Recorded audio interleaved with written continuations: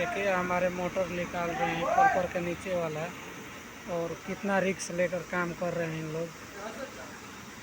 और हमारे जी इंजीनियर साहब भी नीचे हैं। देखिए कहाँ कहाँ बाने हैं, बीम उम में सब बाने हैं।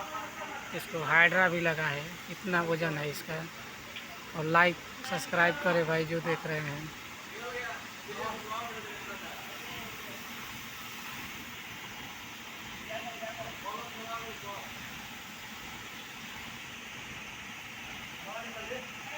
ऊपर चनकापा बना है, दो टन का, तीन टन, सॉरी 3 टन का बना है चनकापा।